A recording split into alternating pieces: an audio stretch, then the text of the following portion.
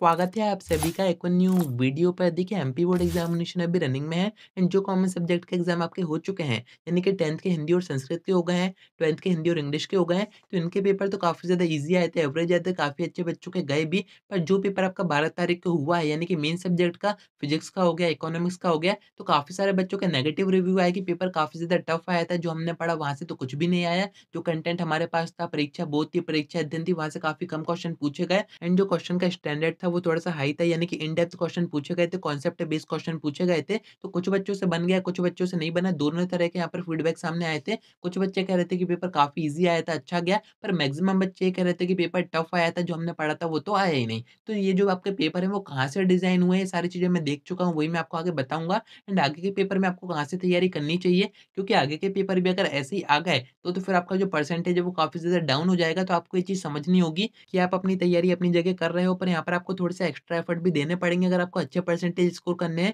क्योंकि MP board का कोई भरोसा नहीं है, कोई पेपर टफ आएगा, कोई पेपर ईज़ी आएगा। जैसे इस बार का आपका थोड़ा-सा टफ आ गया, हो सकता है कि आपका जो नेक्स्ट पेपर है वो काफ़ी ज़्यादा ईज़ी आ जाए, पर मेहनत आपको अपनी तरफ से पूरी करनी पड़ेगी। वही मैं आपको आगे बताता हूँ, वीडियो में एंड तक बने रहिए, नहीं तो सब्सक्राइब ज़रूर से कर दीजिएगा, नोटिफ़िकेशन आइकन ऑन करके रखिएगा। एमपी बोर्ड एग्ज़ामिनेशन की ऐसी इन्फॉर्मेटिव वीडियोज़ मैं आपको यहाँ पर देता रहूँगा। अब देखिए 12 तारीख को जो फिजिक्स और इकोनॉमिक्स के पेपर हुए हैं, देखा जाए तो वो उतने ज़्यादा टफ नहीं थे, पर उसको बस वही बच्चे अच्छे से कर सकते थे जिन्होंने पूरे सेशन में अच्छे से पढ़ाई की है, पूरी एनसीईआरटी कवर की है। बाकी जिन बच्चों ने एंड एंड में पढ़ाई शुरू करी थी, परीक्षा बोर्ड से करी थी, परीक्षा अध्ययन से करी थी, या फिर केशव सैंपल पेपर से करी होगी, प्री बोर्ड के पेपर करे होंगे, या फिर आपने मॉडल्स पेपर करे होंगे, इन सभी कंटेंट से अगर आपने एंड एंड में पढ़ाई करी है, तो हो सकता है कि आपके अकॉर्डिंग पेपर थोड़ा-सा टफ आया होगा, क्योंकि परीक्षा बोर्ड, परीक्षा अध्ययन या फिर आप प्रीवियस ईयर के पेपर से भी क्वेश्चन प्रैक्टिस कर रहे थे, तो उसमें आपको बस वही क्वेश्चन दिए रहते हैं जो कि अभी तक आ चुके हैं। पर अभी आप फिजिक्स और इकोनॉमिक्स का पेपर देखोगे जो कि 12 तारीख को हुआ है, तो उसमें आपको कुछ नए-नए क्वेश्चन भी दिखेंगे, यानी कि प्रीवियस ईयर से काफ़ी कम क्वेश्चन आए हुए थे। जो क्वेश्चन आ चुके हैं वो इस बार एमपी बोर्ड ने काफ़ी कम दिए थे। तो परीक्षा बोर्ड एंड परीक्षा अध्ययन से इस कारण से ही कम आया है, क्योंकि परीक्षा बोर्ड एंड परीक्षा अध्ययन में आपको मैक्सिमम प्रीवियस ईयर के क्वेश्चन पेपर ही दिए रहते हैं।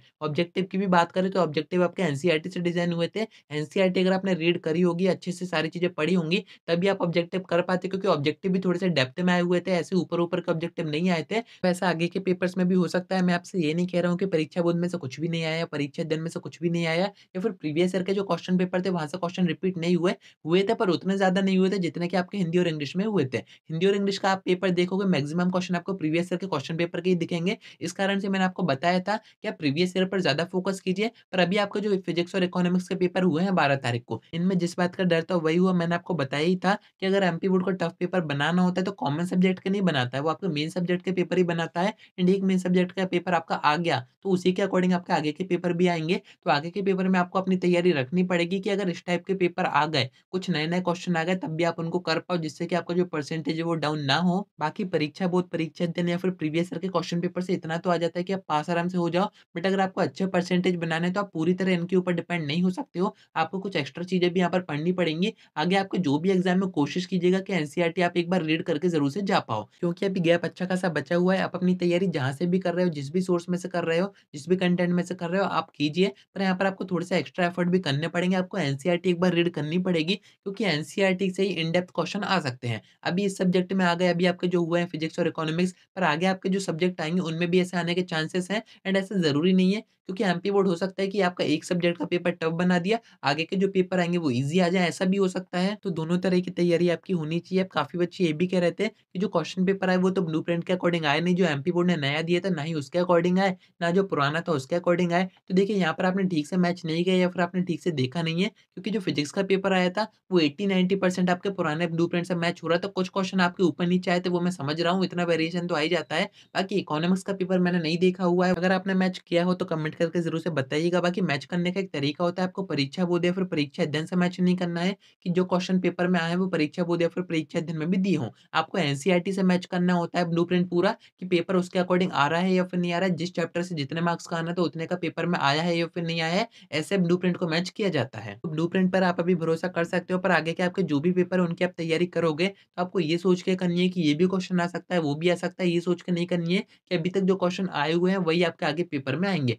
क्योंकि एक सब्जेक्ट से हमें समझ में आ जाता है कि आगे के पेपर कैसे आएँगे और मैं आपको डरा नहीं रहा हूँ कि एक पेपर आपका टफ आ गया तो आगे के पेपर भी आपके टफ आएँगे। वैसे पेपर ज़्यादा टफ था नहीं, जिन बच्चों ने पढ़ाई की थी पूरे सेशन में, उन्होंने तो इसको आराम से कर दिया था। जिन बच्चों ने एंड में पढ़ाई की थी, उनको चीज़ें समझने में थोड़ा-सा टाइम यहाँ पर कंज़्यूम हुआ होगा। बाकी जिस तरह के फीडबैक आप सभी की तरफ से आए थे, वही मैंने आपको बताया। आप चाहें तो खुद भी जाके वीडियो के कमेंट सेक्शन में देख सकते हैं। फीडबैक आप एक-दूसरे के पढ़ सकते हैं कि किसके अकॉर्डिंग कहाँ से क्या पेपर आ रहे हैं। इस कारण से ही हर एक एग्ज़ाम के बाद मैं एक फीडबैक वीडियो ज़रूर से पोस्ट करता हूँ, जिसमें कि आप सभी अपना-अपना ओपिनियन सामने रख पाएँ, जिससे कि आगे के जो एग्ज़ाम है, आप उसकी तैयारी भी उसी के अकॉर्डिंग कर पाएँ। जो भी चीज़ें सामने आती हैं, उसको हमें रिकवर करना पड़ता है कि आगे ऐसा ना हो।